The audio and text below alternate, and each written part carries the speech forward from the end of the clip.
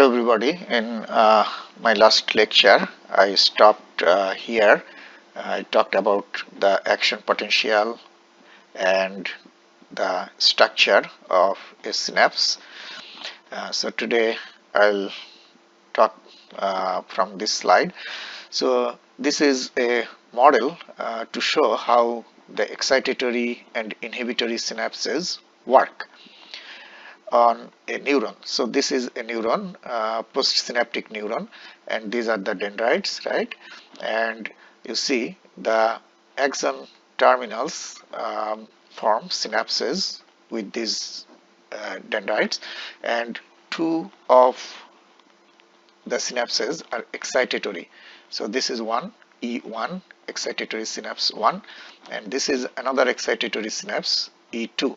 Okay, so these two are excitatory, and this one is an inhibitory synapse, I. Okay, so first let's see here. The resting membrane potential is minus 70 millivolt, which is usual for a neuron, and this one is showing EPSP, excitatory postsynaptic potential.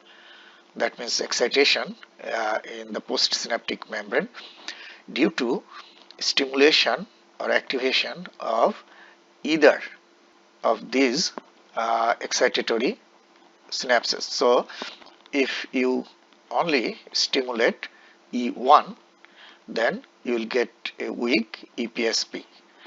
If you only stimulate E2, you will also get a weak EPSP, and this is the threshold, minus 40 here.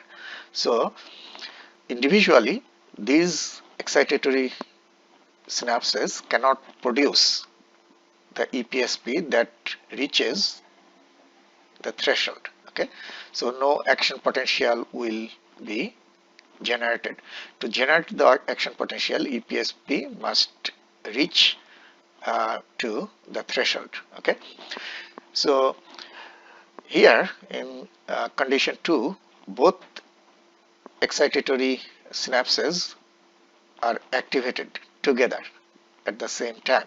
So summative action, and you see here the EPSP reaches the threshold, so the action potential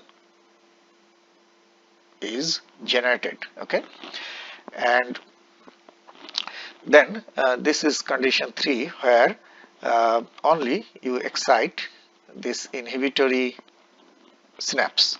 So when you excite the inhibitory synapse alone, inhibitory neurotransmitters will be released here, and that will produce IPSP, inhibitory postsynaptic potential. Okay, and now this one is showing that when all three are activated together, both excitatory synapses and the inhibitory synapse, so all three are activated together.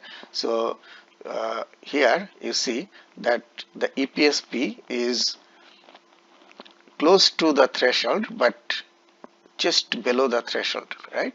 So because of the inhibition at the inhibitory postsynaptic membrane, you can see that it could not reach the threshold. Makes sense? So just to show that how excitatory and inhibitory neurotransmitters work separately as well as together, and just know that the most common and most abundant inhibitory neurotransmitter is the GABA. Almost all neurons in the brain get GABAergic receptors and can be activated by the GABA. Okay, here you see the firing of the neuron. So how you can see the action potential? There are two ways we see the action potential. One is called intracellular recording, and another is extracellular recording. Okay, in intracellular we record from inside the cell, right?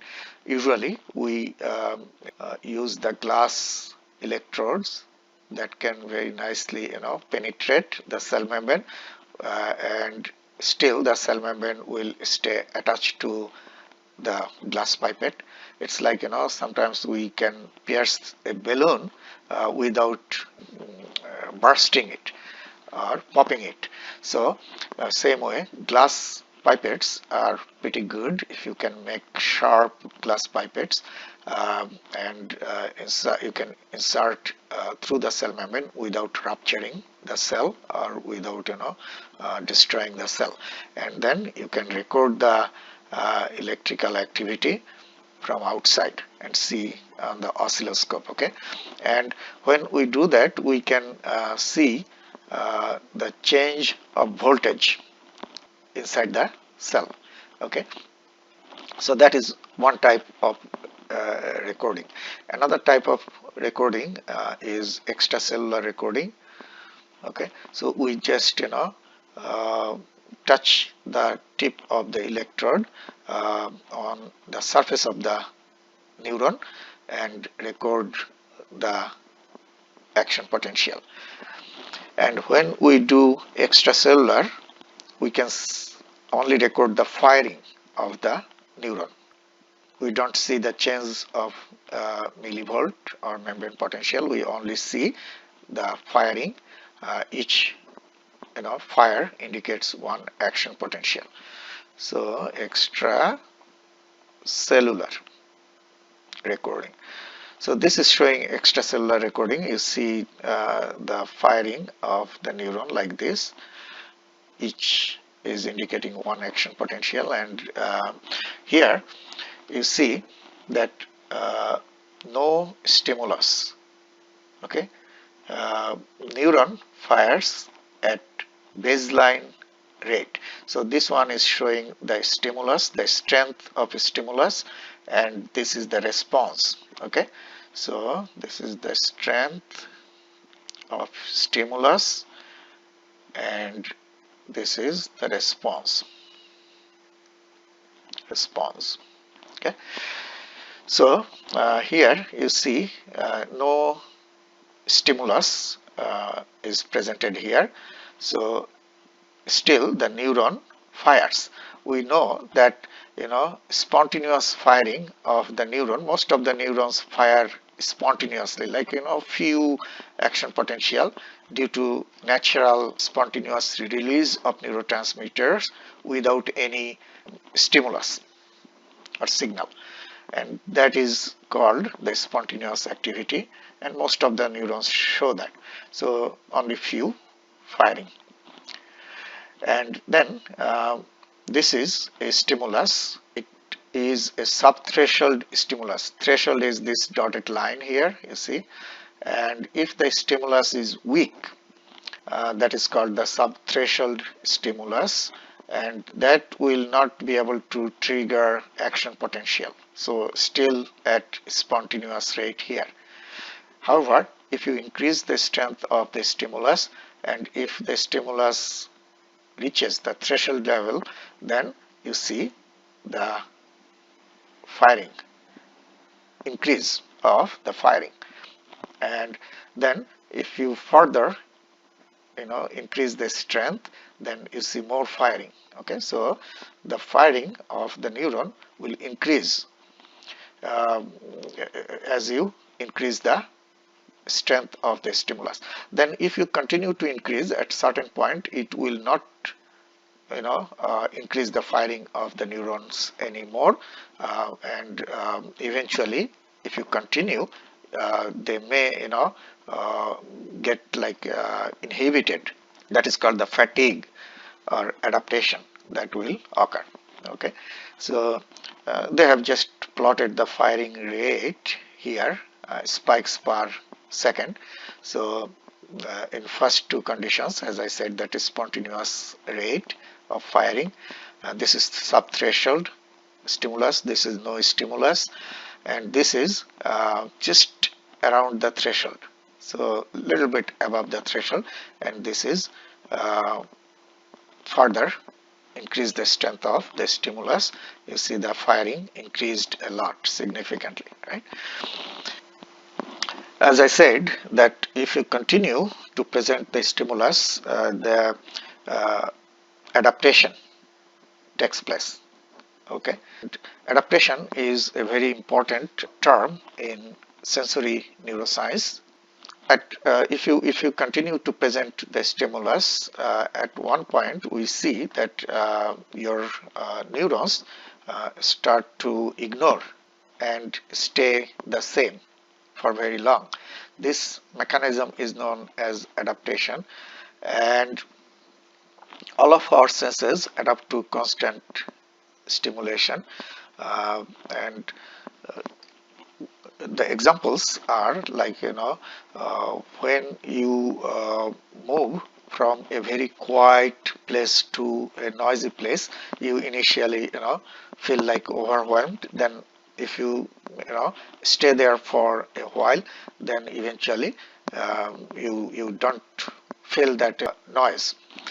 Another example is like if you are going to take shower, and first when you sit in the hot bathtub, you feel very hot. Then eventually you don't feel that heat. So you see that your auditory system shows adaptation, your somatosensory system, right, your skin shows adaptation. Also your visual system and other sensory systems show a huge adaptation, and which helps us to adapt in an environment that might bother us. So that is a very important topic in sensory neuroscience. And the mechanism of adaptation is when you present the stimulus, this is the stimulus, you will see the increase of the firing of the neurons. However, if you keep presenting the stimulus continuously, then eventually you will see the firing rate level that will not increase further if you even continue to present the stimulus. Sensory transduction and transducer. As I mentioned before, that conversion of other forms of energy to electrical signal, which is very important, because if the stimulus is not converted to the electrical signal, the neurons will not be able to transmit that signal to the brain. That's why transduction is necessary. And transduction takes place in the peripheral organs. Okay, receptors are the cells that do the transduction, convert the other forms of energy to the electrical signals, and that's why they are called the transducers. Okay, so we know that light is electromagnetic waves, and that electromagnetic waves are converted to the electrical signal in the retinal cells, and sound is a pressure of the waves in the air, and the sound waves are converted to electrical signal in the cochlea of the ear, where you have the hair cells. Transducers are the hair cells. Okay, in your tongue you have the receptors, taste receptors. They convert the food molecules signal from the food molecules to the electrical signal. Okay. Okay, now we'll see the major components of the nervous system and their functional relationship. So this part is showing the central nervous system. Okay, and the peripheral nervous system here. Okay, and here you see the effectors and the stimulus, change of the environment, which is the stimulus. Okay, so these two components are here, the effectors and the stimulus, or internal or external change in the environment. Okay, so let's start from here. So when any change takes place, then the signal goes to the receptors, and that is the stimulus, right? So stimulus activates the receptors, and these are the sensory receptors. We have sensory receptors in different parts of the body. As you know, that somatosensory receptors are distributed throughout the body, and special sensory receptors are located in specific organs. We talked about that, right? So the transduction of the signal will take place. That means the energy will be converted to electrical signal. Okay, and the nerves will carry the signal, and sensory nerves will carry the signal towards the central nervous system. And along the pathway you have ganglia and some other structures where the relay take place.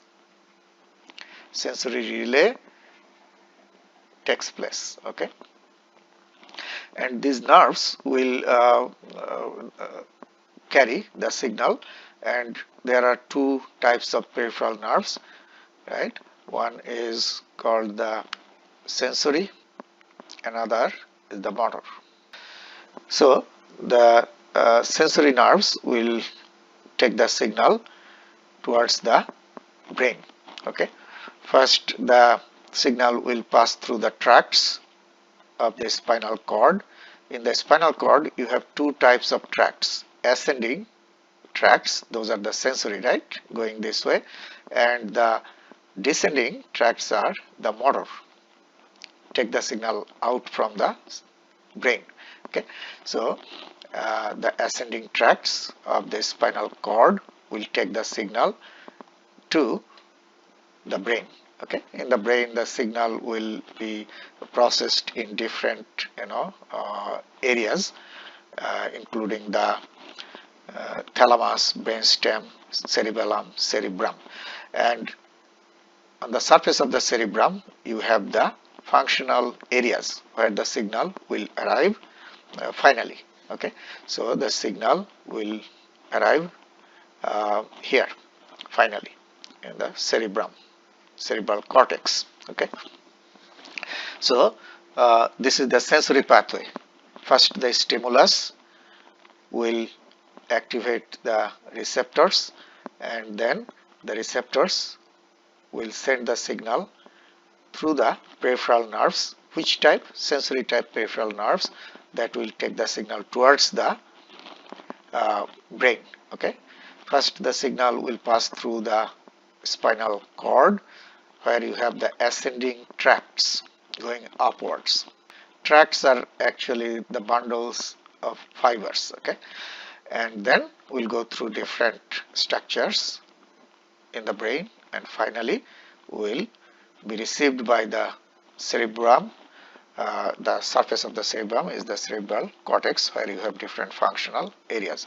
So for example, auditory signal will go to the auditory cortex of the cerebrum, visual will go to the visual cortex. Okay, so in the cortex you have individual functional areas, and then the signal will be processed in the brain, in different parts of the brain, and then also brain will interpret the signal, and if the brain decides to send the motor command, the motor command will go or get out from the brain.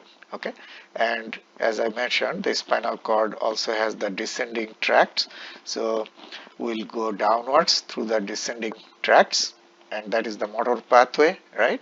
And there are two motor pathways. One is the somatic motor, another is autonomic motor. Okay, somatic motor is voluntary, so we can control. For example, if you get something very hot, touched your skin, then that sensory signal will go to the brain. And if your brain decides that you should move your hand away because that can burn your skin and that is not tolerable, then a motor command will go to the muscles, right? And in this case, this is voluntary. If you decide that you want to move, you can still do that, okay, if you can tolerate. But if you decide, you can move your hand away. So that is definitely voluntary. And that is somatic because it is going to the muscle. Skin, muscle, joints, those structures are somatic structures, okay? And also signal can autonomic motor. You have no control, it will happen by itself.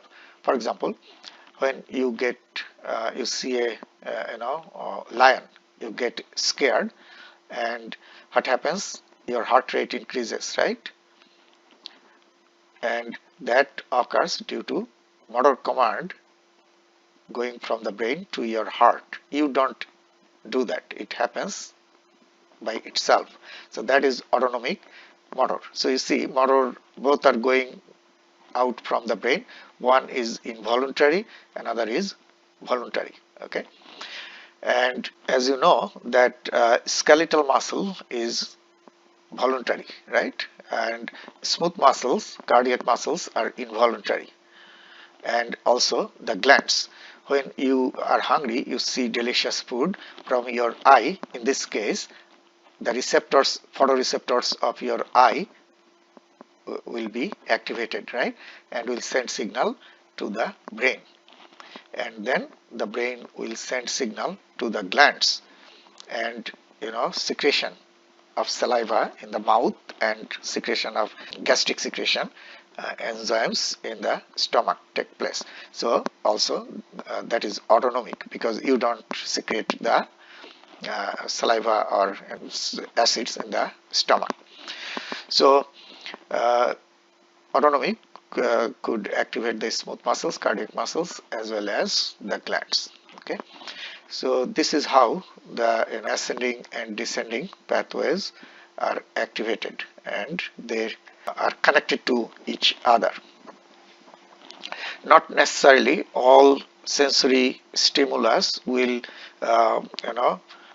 trigger the motor command or produce motor command. If you don't need to, then it will not happen. Another interesting topic about sensory perception is the background. Okay, background plays a very significant role to give you the perception. So if you see something dark or black in a black background, it will be very difficult for you to detect the edges, right, or detect the shape of that structure. So however, if you put something black in front of a white curtain, it will clearly give you the shape and size, shape and the edges of that object. So this is a very important thing in our everyday sensory perception. And many creatures, they depend on the background a lot to hunt the prey or find their food. And camouflage, you have probably heard, that is a term that is also related to the background. If the background is same, then it is easy to hide. So you see here that experience with the world around us plays a very large role in the way perception works. Okay, and background can enhance or distract the signal. So as I mentioned, that if you put something in front of a curtain, and if you change the color of the curtain, then your color of the object will also look different, not exactly the same. Ratio of signal and noise.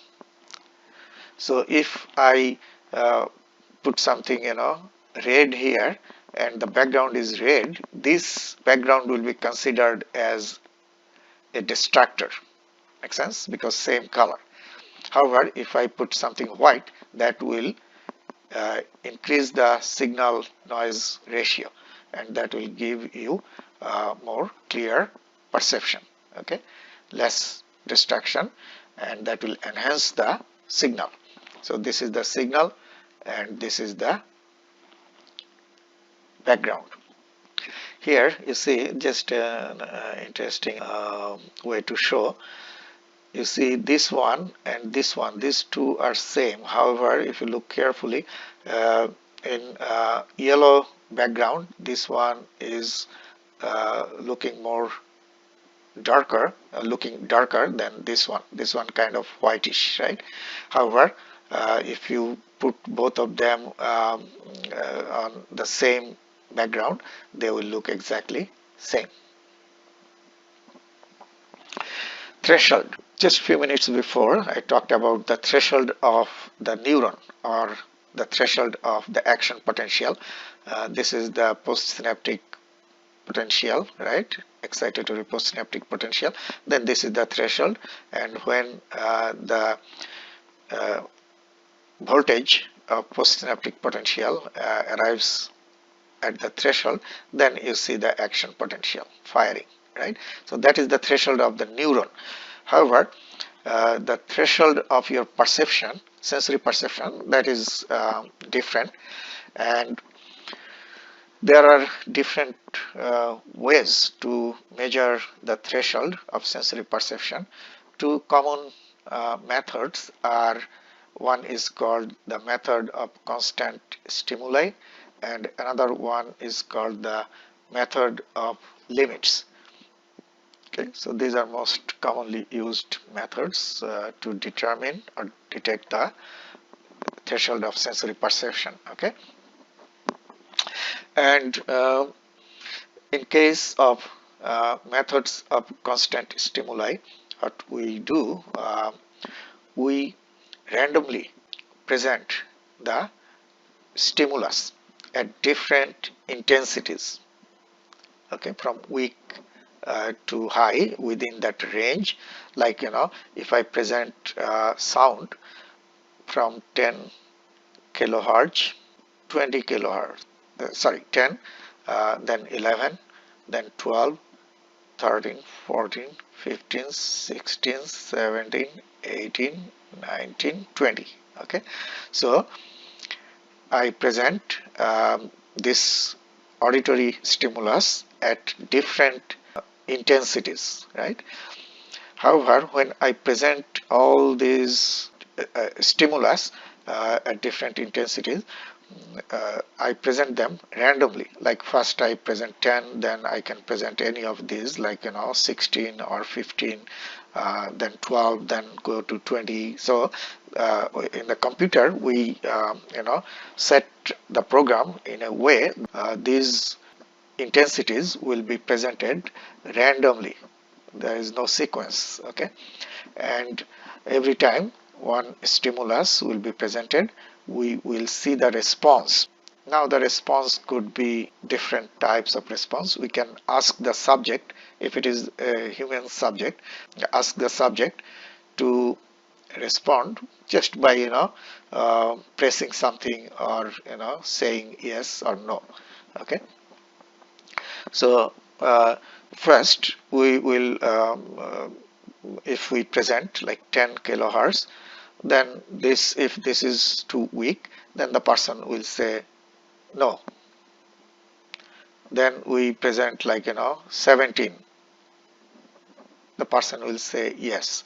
Then we present 15, if the person says yes or no, not sure, right? And then 14, the person will say no, no, no. Okay, and all these are yes. So that way we present the stimulus at different strengths and get the response from the subject. And important thing here is that the presentation will be randomly. Okay, so around somewhere here you will see that the person is saying either yes or no, and if you hear that 50% time the person said yes and 50% time person said no, that means this is the 50% chance level, right? So that is the threshold of that stimulus. So that's how we measure the threshold of perception, sensory perception, and this method is called the method of constant stimuli. Okay. Method of limit is different. We don't present the stimulus randomly. We present in order from lower to high. So like this. So in order, it will go this way. We'll finish from the lowest to the highest, and then again we'll start next from the high to low. Okay, this way. Then we'll finish all this. Okay, so if you hear that the subject mentions that every time you will ask the subject and get the response, right? Now if you see that the subject said yes or no, like around this, for example around this 3, if I see like in this case when you moved ascending way from the low intensity to high, the subject said not sure in these 2, and when you go from high to low, subject says these 2. So we'll take the average of these, that means this one here, right? So this will be the threshold. So we'll take all these 3 and take the middle one as the threshold. Okay, so that is how the method of limits work to determine the threshold. Study of the threshold is extremely important in sensory perception, because by using these methods we can see the change of threshold. That means the change of the perception of that person, and in different conditions the perception can be different. So that helps us to study the sensory perception. Okay, now we'll talk about the same basic information that all sensory systems get from the stimuli. What are the information the sensory stimuli bring or carry? One is the modality. You know that there are different types of sensations, right? And that is the modality. So we know that touch, pain, temperature, right? All those are different sensory modalities. And remember, within one type of modality there are sub-modalities. For example, taste is a modality, touch is a modality, right? Sight is a modality. Now the taste, within this modality there are different sub-modalities like sweet, sour, right, bitter. All those are sub-modalities. Touch could be fine touch or hard touch or crude touch, right? And sight has many different sub-modalities like color, texture, right, shape, 3D. All those are sub-modalities. So the sensory perception, sensory stimuli have different modalities as well as different sub-modalities. Intensity of sensation, the strength of the stimulus, and normally or usually as we increase the intensity of the stimulus, the perception gets better, right?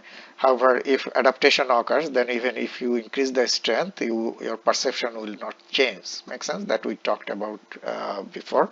So usually when you increase the strength, the perception gets better, okay, within a range. If the stimulus is subthreshold, then even if you increase the stimulus from here to here, it will not give any perception.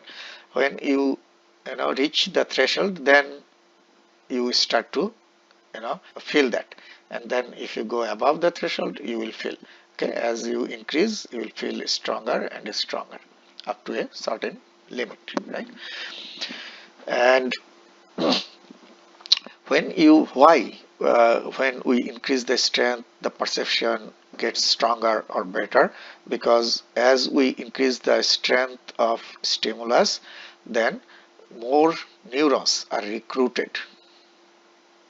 Okay, so that is the population. Like weak stimulus will stimulate or activate few neurons, like here. If I increase the strength or intensity of the stimulus, then more neurons will be recruited, will be involved. So the perception will be stronger. Makes sense? That is the population coding. Okay, increase the number of neurons participating in it. Okay. Another is called frequency coding. Frequency coding is the number of stimulus. If we increase the number, that is the frequency, the perception will be better. Okay, let me give you an example of frequency. The screen. When you buy a TV, you ask what is the pixel, right? If the pixel is 700, then you will see in one clarity. If you buy the TV that has 1200 pixel, then 1200 points will appear in 1 unit of time, and the perception will be better, right? So exactly same way, your fingertip has more sensory receptors, right, touch receptors, than other parts of the body. So if the number is more, then the perception is more neurons will be activated, and that will be the population coding. Okay, so both are important. Duration, as I mentioned, if you present the stimulus continuously, as you keep presenting, the longer you will present, then gradually the response will diminish, right? As the adaptation will take place, the neurons will get fatigue, or amount of neurotransmitter that is released will be depleted. The amount will be less. So that's why you will see gradually the firing will decrease, and that is the adaptation. Okay, gradually diminishes when you present the constant stimulus, continuously present that stimulus. Okay, there are two types of adapting neurons in the sensory system. One is called slowly adapting, another is rapidly adapting neurons, sensory neurons. Okay, in slowly adapting, you will see that the number of firing will decrease slowly. However, will continue to fire at very low rate. So this is slowly. Rapidly, when you present the stimulus, immediately you will see huge response, then quickly it gets quiet or silent, or only few. So only brief increase of the firing due to the stimulus. So one type of neuron will show this type of response, another type of neurons will show this type of response. The location. the location of the stimulus is another very important property of the stimulus. The simple example is the response depends on the location of the stimulus, because the amount of receptors are present in different densities in different parts of the body. For example, your somatosensory receptors like touch receptors, as I mentioned, in different areas of your body the number is different, like particularly in the fingertip or in the face you have more receptors than other parts of the body. So location is another factor. Even if you present the same stimulus, where you are presenting that stimulus, that is also important. And the response, very weak stimulus you can feel in the fingertip, but same stimulus you may not even detect in the other part of the body, right?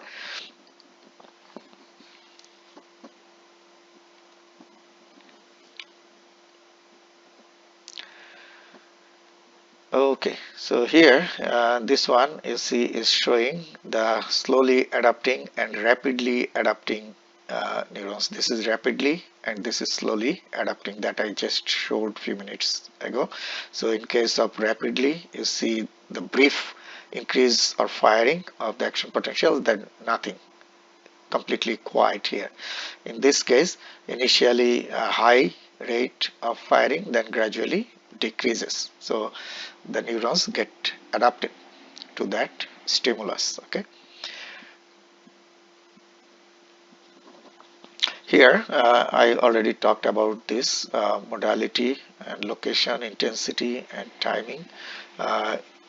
You see here touch could be fine touch or crude touch or deep touch. This is Pacinian corpuscle.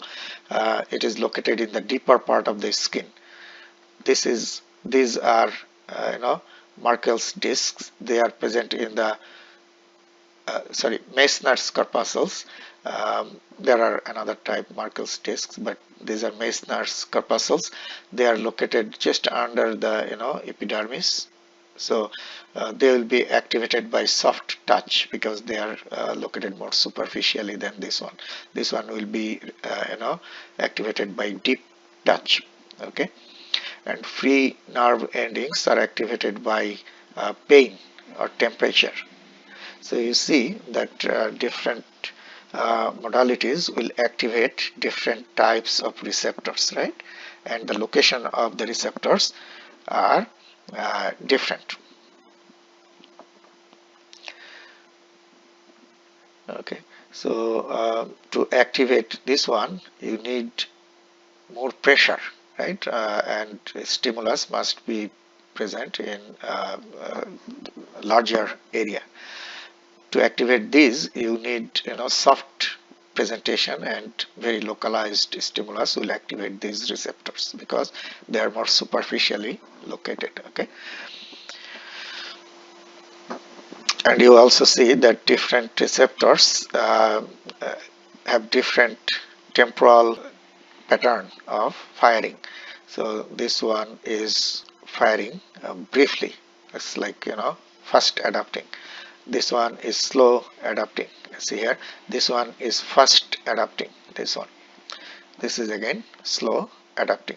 So you see the type of adaptation is also different that we just discussed.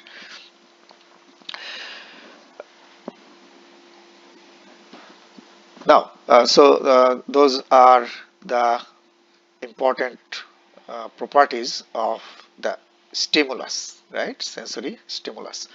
Now, we'll see for sensory processing, what do we require? First, we require stimulus, right? So without stimulus, you will not get any sensation or perception. So that is the first thing. The stimulus must arrive or must be produced. It can come from outside, as I mentioned before, or can be created inside the body, right? Like pain can be created inside the body, or pain stimulus can come from outside of the body. Okay, so stimulus is the first thing. Okay, and the stimulus comes in different forms. That also we talked about, different forms, like electromagnetic, visual, right, or mechanical, pressure waves, auditory, or chemical, taste or smell. So different forms of stimulus. And then stimulus will activate the receptors. Okay, so stimulus must be able to activate the receptors. If the stimulus is very weak, or the type of stimulus that fails to activate the receptors, then you will not perceive or you will not sense anything. That will not be carried to the signal, will not be carried to the brain. Okay, stimulus arrives and activate the receptors, and if the receptors are activated, right, then what will happen? The transduction. So receptors do the transduction. When the conversion or transformation will take place, then the electrical signal will be transmitted towards the brain, will be taken towards the brain. And who will take that signal towards the brain? As I mentioned, that two pathways in the nervous system. One is the ascending, which is the sensory. So ascending pathway will take that signal towards the brain. Okay, and then at different levels, the sensory signal is processed or relayed. Most of the sensory signals are relayed in different parts of the thalamus. Also, there are other relay stations where the sensory signal will be relayed. That means if this is your skin, this is a neuron which got activated and sending signal, and one neuron cannot take the signal all the way to the brain. This is the brain. It is not long enough, right?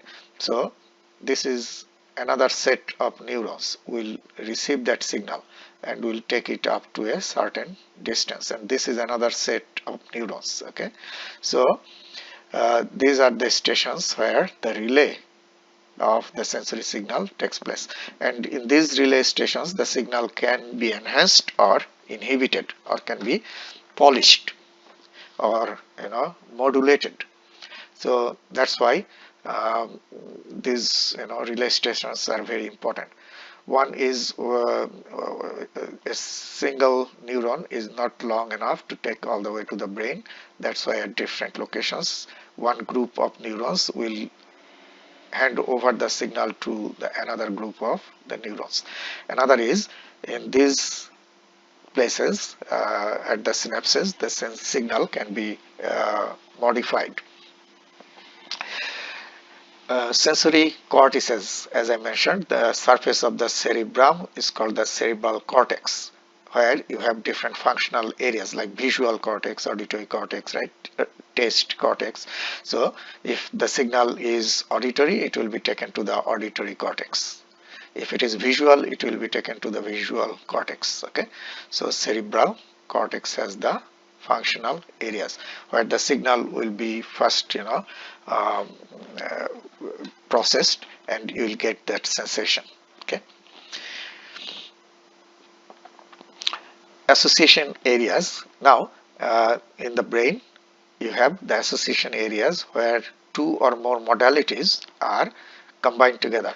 For example, you are eating something, right? You get the taste perception because you have the taste area in the brain. So this is the taste cortex. Okay.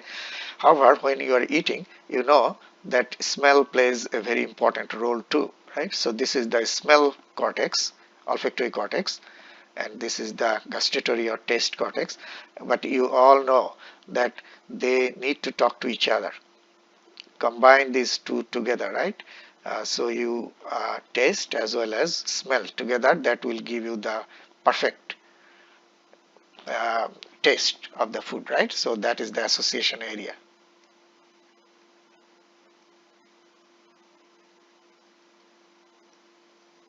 Okay. So you have association areas to combine two or more modalities to give you better perception or complete perception.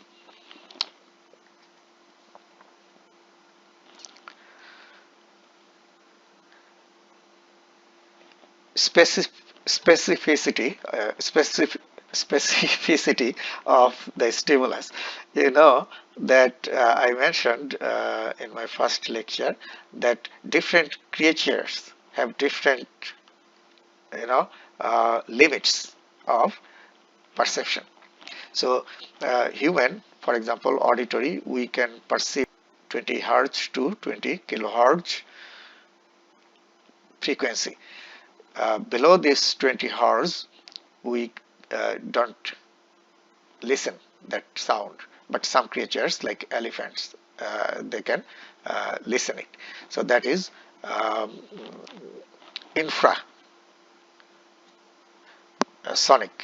and above 20 kilohertz, we don't hear that sound.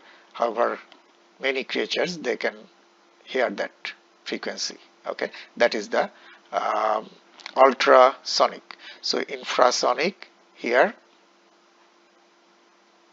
and ultrasonic. So bats, right, or some birds, they can listen this sound. We don't. And some creatures listen infrasonic sounds or communicate using infrasonic. We don't. So that is the specificity. Each creature has a limit, and that limit is really very narrow. If you just consider that limit within the entire spectrum. For example, this is another example.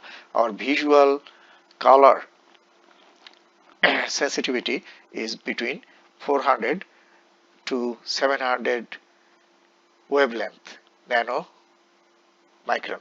So you see, only we see the things in color between these wavelengths, between 400 to 700. Okay, anything below, we don't see the color. Anything above, we don't see the color. However, some creatures, they see less than us. Some creatures see more than us. So the specificity of stimulus is another thing that varies creature to creature.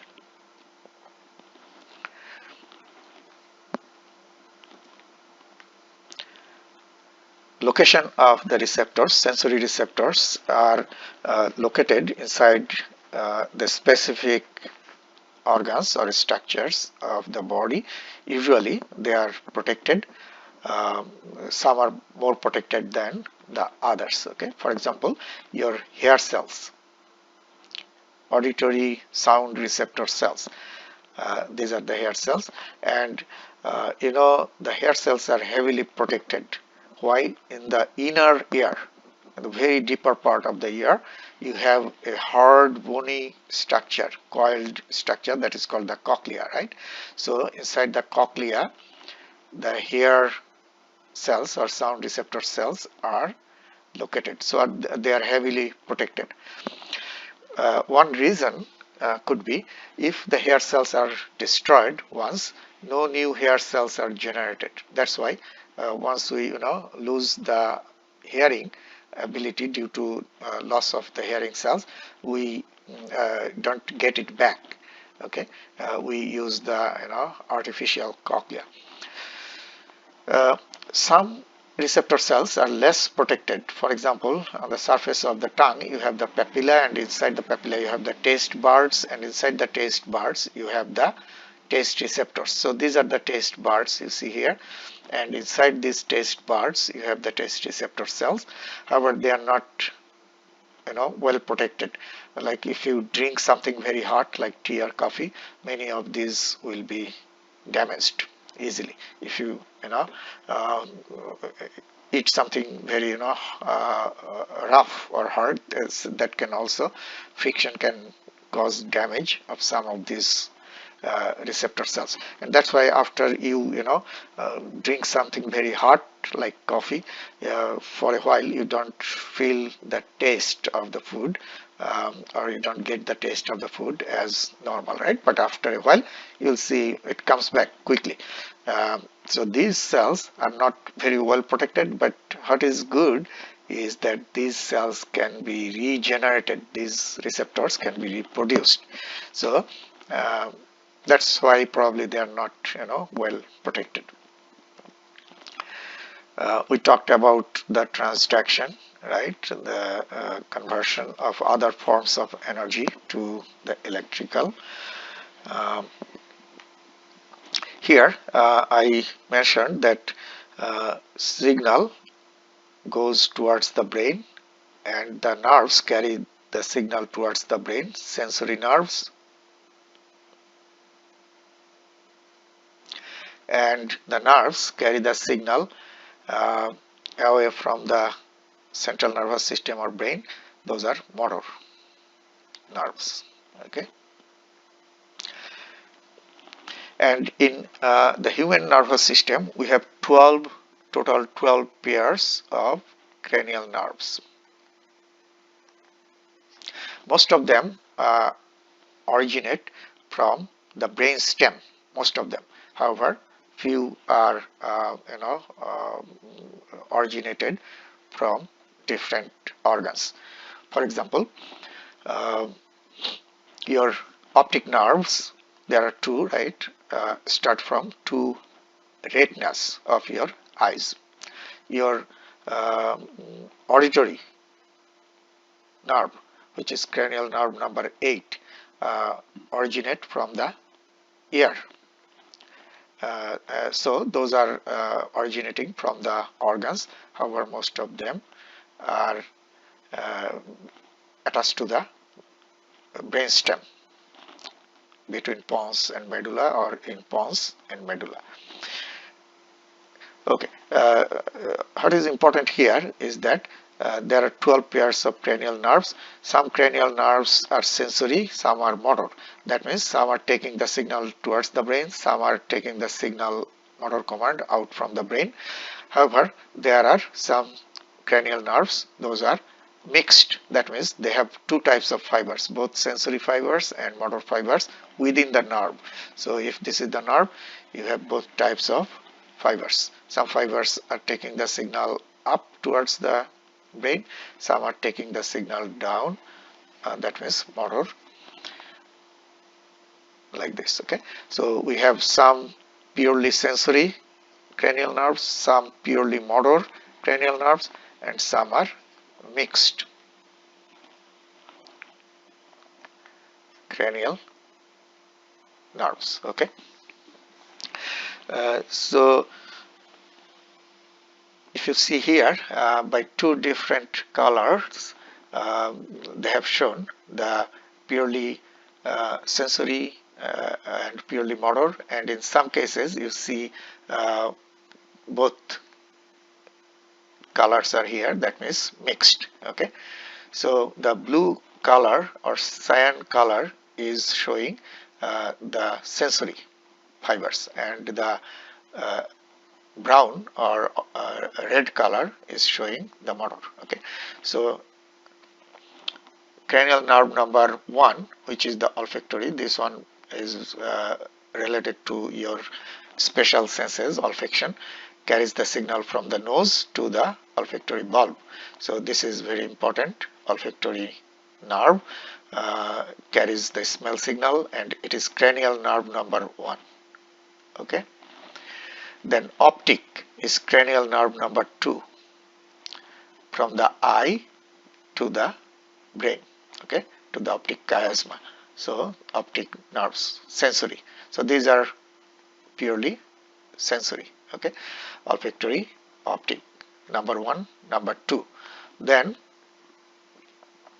you have cranial nerve number 8, which is also purely sensory. Cranial nerve number 8. Auditory, also called vestibulocochlear. Okay, so takes the signal. And then you have some purely motor. For example, number 3. This is called oculomotor. Cranial nerve number 3, oculomotor. This one is purely motor and responsible, although innervating the muscles of the eye, but it has nothing to do with the vision. It helps to move the eyeball. That means purely motor. Okay, trochlear, which is number 4, is also motor and responsible for eye movement. So you see oculomotor, trochlear, abducens, all these are going to the muscles around the eye, and they are responsible for the movement of the eyeball. Makes sense? And hypoglossal, it is also motor. And hypoglossal is the nerve that takes the signal from the tongue muscles to the brain and help the movement of the tongue, okay, by the movement of the tongue muscles. So that is purely motor. And you see here the vagus nerve, which has both motor and sensory. Okay, and glossopharyngeal, this one is related to the sensory functions, because glossopharyngeal has glossopharyngeal fibers. Glosso means tongue and pharyngeal. In both your tongue and pharynx have the taste receptors. So from the tongue and pharynx, the taste signals go to the brain via the glossopharyngeal nerve. Okay, and so you see that some cranial nerves are carrying sensory, some are motor, and some are both. Facial nerve is number 7. This one is a mixed, because some fibers are taking the signal from the tongue and palate to the brain, and that means the taste signal to the brain. However, the other fibers, they are bringing the signal motor command to the salivary glands, okay, glands around the tongue. So it has both sensory and motor. Okay, sensory taking the taste signal to the brain, and motor bringing the stimulus to the glands to cause the secretion of the saliva. Okay.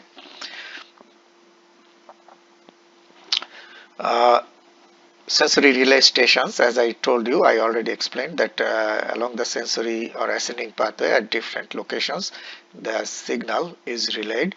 This is the thalamus, a very important structure where almost all sensory signals are processed before they go to the respective cortices. Okay, so the sensory signal will be processed in the thalamus.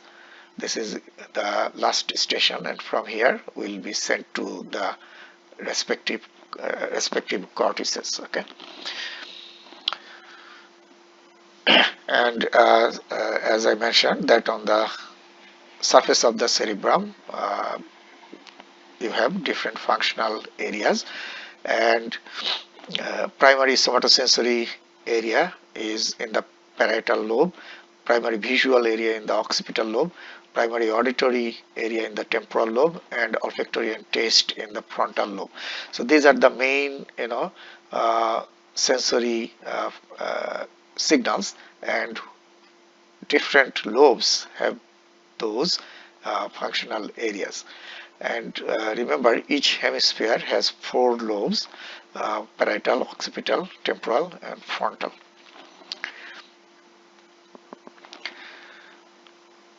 So this is the last slide of this lecture. So you see in the cerebral cortex some important sensory areas have been shown. This is the front of the brain and this is the back of the brain, right? So this is the occipital lobe, this is the parietal lobe, this is the temporal lobe, and this is the frontal lobe. 4 lobes in each hemisphere. And in the back of the occipital you have the visual cortex. In the upper part of the temporal, in the bank of the lateral sulcus, this is the lateral sulcus, you have the primary auditory cortex. In the frontal lobe you have the gustatory or taste as well as the olfactory, right? Both in the frontal lobe. And this is the front part of the parietal lobe. This is the parietal lobe. So this is called the postcentral gyrus, which is the somatosensory cortex, primary somatosensory cortex.